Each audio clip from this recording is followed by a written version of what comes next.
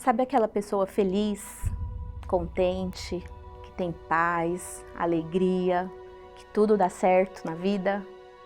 Essa não era eu.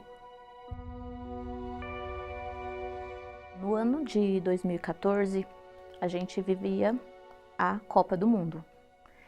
E nesse período eu lembro que estava todo mundo naquela festa, naquela euforia de Copa, de jogos.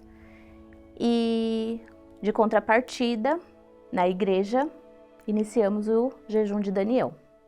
E para não decepcionar as pessoas que convivem comigo, que participam, que fazem o jejum de Daniel, eu era uma pessoa em casa, mas quando estava no trabalho, na rua, com os amigos, eu era uma outra pessoa.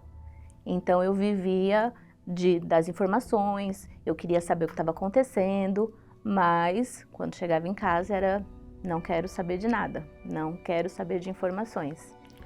Então eu sempre colocava qualquer coisa acima de Deus, acima da vontade de Deus. Então era o trabalho, quando não era o trabalho era a faculdade, quando não era a faculdade eram os amigos, mas sempre tinha alguma coisa que me atraía os olhos mais do que estar na presença de Deus.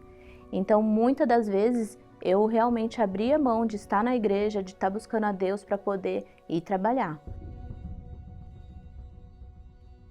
Eu vi pessoas da minha família, eu vi as pessoas evoluindo espiritualmente, mas eu não via essa transformação em mim.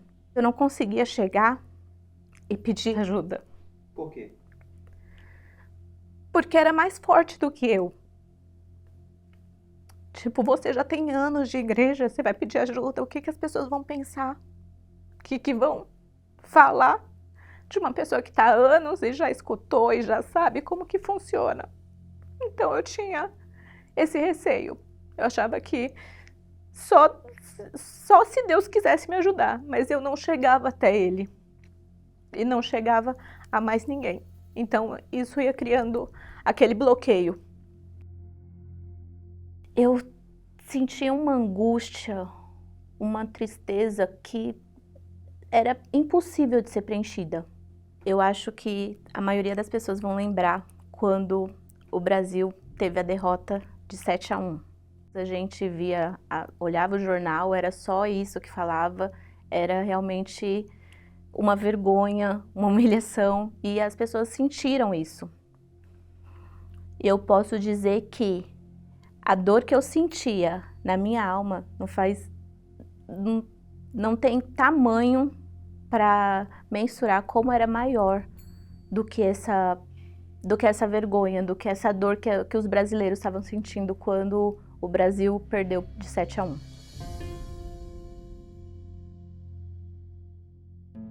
Eu sabia que o meu esposo ele estava buscando por mim, porque ele sabia as minhas dificuldades e as lutas que eu estava enfrentando internamente.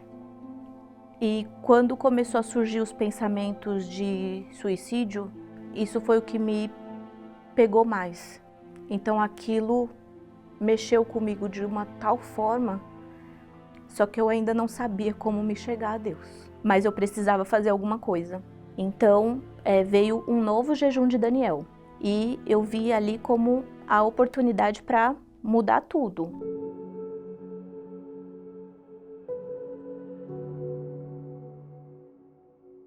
Eu falei para Deus, eu falei assim, esse jejum ele vai ser o primeiro da minha vida. Então eu comecei oração constante, buscava de madrugada.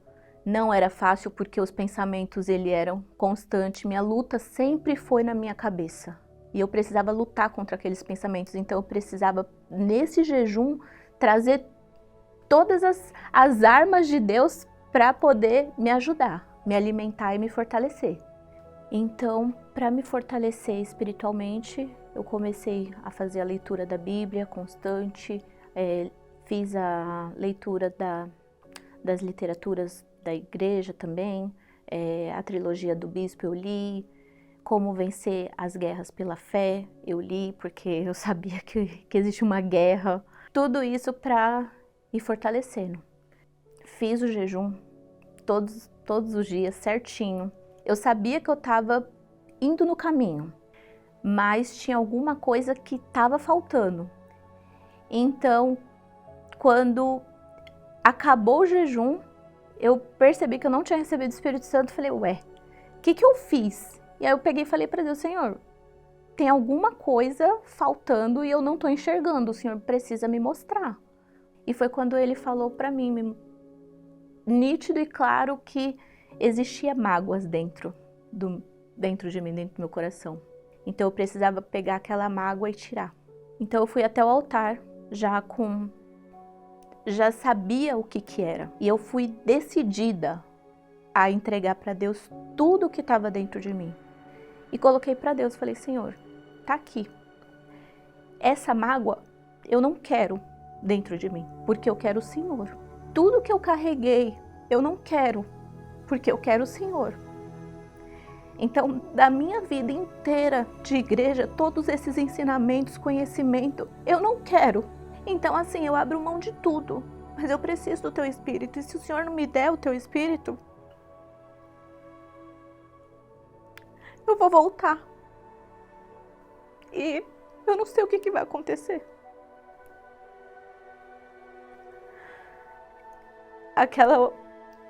Aquela oração, aquela conversa com Deus, parecia que a reunião tinha se esticado assim por horas, porque eu consegui falar tudo, absolutamente tudo que eu queria. Eu coloquei para Deus ali e falei, Senhor, eu preciso, porque se eu não tiver o Teu Espírito, não vai adiantar nada. E eu lembro quando o pastor falou pra gente ficar de pé, quando eu me levantei, tinha saído um caminhão de dentro de mim e existia uma força sobrenatural. Eu nunca poderia imaginar aquela força dentro de mim. E eu levantei e falei, meu Deus, por que eu não busquei o Teu Espírito antes? Porque eu perdi tanto tempo da minha vida buscando coisas tão supérfluas, sabe, nada poderia se comparar com o que Ele tinha me dado naquele momento. Eu transbordei. E foi assim, uma alegria. Falei pra minha mãe, cheguei em casa, recebi o Espírito Santo, queria falar pra todo mundo, sair dali outra pessoa. Hoje eu tô bem, feliz, realizada, sou completa, independente de qualquer coisa. Meu casamento, que estava quase acabando, foi restaurado. Não ouço vozes mais, não tenho mais pensamentos de suicídio. Eu passei anos na igreja sem decidir, fazendo as minhas vontades, mas no momento que eu decidi que eu precisava mudar, que eu precisava me voltar para Deus, aí tudo mudou. A única coisa que eu não posso perder na minha vida é a minha comunhão com Deus, é o Espírito Santo dentro de mim.